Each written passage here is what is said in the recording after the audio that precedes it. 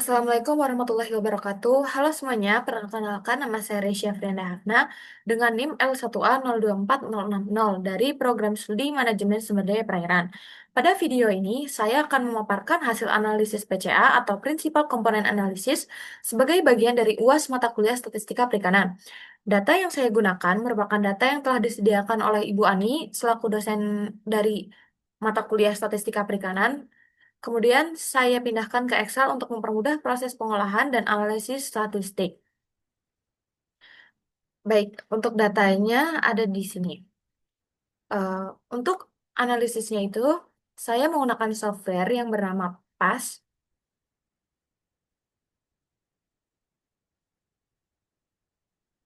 Hmm, Untuk langkah-langkahnya sendiri itu, yang pertama,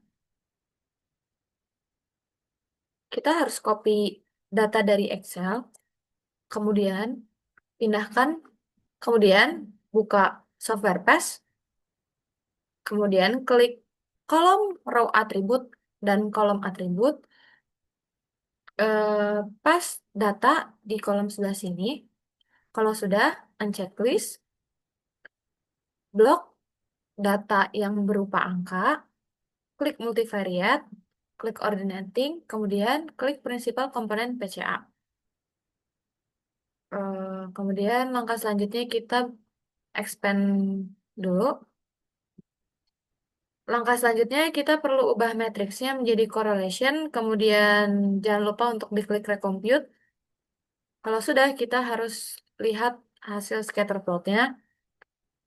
Nah, kita harus checklist bplotnya, kemudian agent value-nya agar view scatter plotnya lebih luas.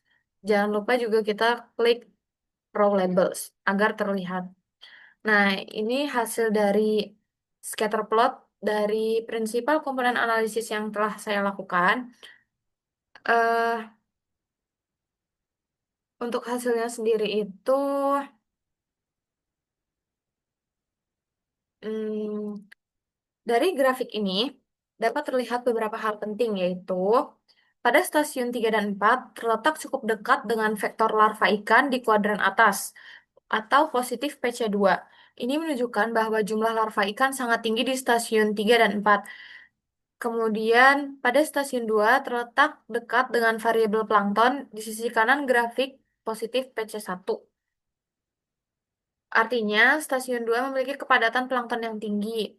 Kemudian pada stasiun 5 dan 6 berada pada pusat origin, artinya karakteristiknya tidak menonjol terhadap dua komponen utama. Tidak terlalu dominan dalam hal larva maupun plankton, tetapi tetap bisa berperan sebagai lokasi penunjang. Kemudian variabel lainnya seperti DO, suhu, kecerahan, dan TOM berada cukup terkonsentrasi di tengah, menunjukkan kontribusi yang seimbang namun tidak terlalu ekstrim dalam membedakan antar stasiun. Nah, untuk soal kedua yaitu eh soal kedua yaitu berdasarkan hasil analisis yang sudah saya lakukan, stasiun mana yang paling relevan untuk daerah pemijahan ikan. Jadi, dalam data yang telah disediakan dan hasil dari PCA yang telah dilakukan, analisis stasiun relevan untuk daerah pemijahan atau spawning ground yaitu ada di stasiun 3 dan 4. Alasannya karena yang pertama, jumlah larva ikan itu yang tertinggi ada di stasiun 3 dan 4. Jadi stasiun 3 ini memiliki jumlah individu larva ikan sebanyak 5.142 individu per liter dan stasiun 4 sebanyak 5.165 individu per liter. Jumlah larva ikan yang paling tinggi ini dibanding stasiun-stasiun lainnya. Jumlah larva ikan yang tinggi merupakan indikator utama bahwa wilayah tersebut merupakan lokasi pemijahan yang aktif karena larva merupakan hasil langsung dari proses pemijahan ikan. Kemudian, alasan yang kedua, kondisi lingkungan yang mendukung. Pada stasiun 3 dan 4 memiliki tingkat kecerahan air yang tinggi, yaitu sebesar 98 dan 100 cm.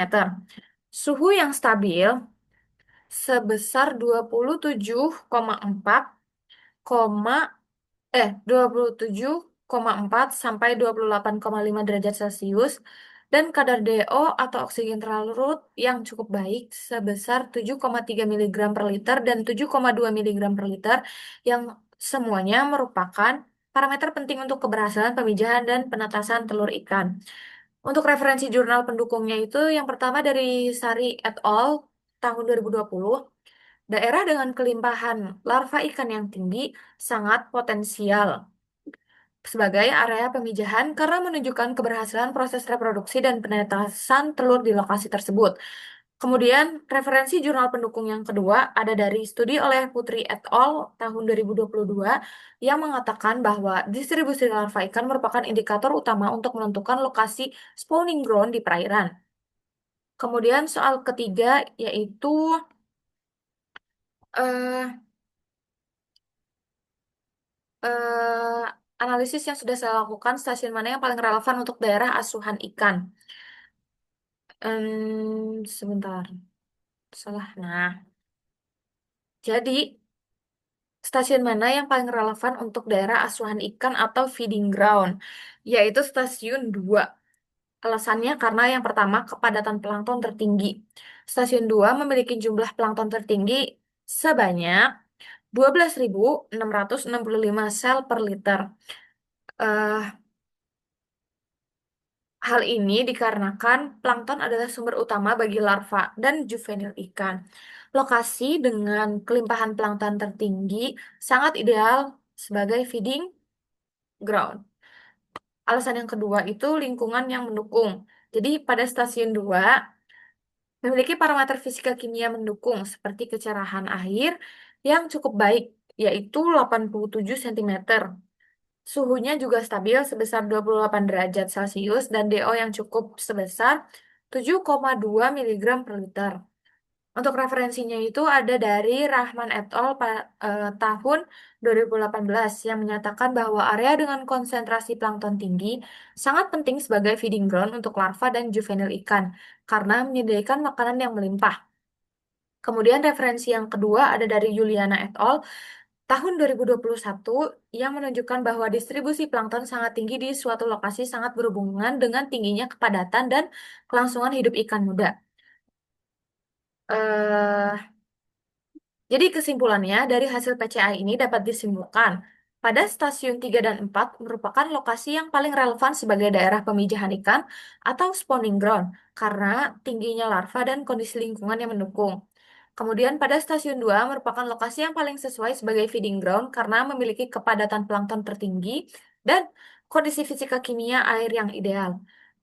Jadi, analisis PCA ini sangat membantu dalam menyederhanakan data multivariat menjadi pola visual yang mudah dipahami, sehingga kita dapat menentukan strategi pengelolaan perairan yang lebih tepat sasaran. Sekian video dari saya, semoga dapat bermanfaat dan menambah pemahaman kita dalam penerapan analisis statistik pada bidang perikanan. Wassalamualaikum warahmatullahi wabarakatuh. Bye-bye.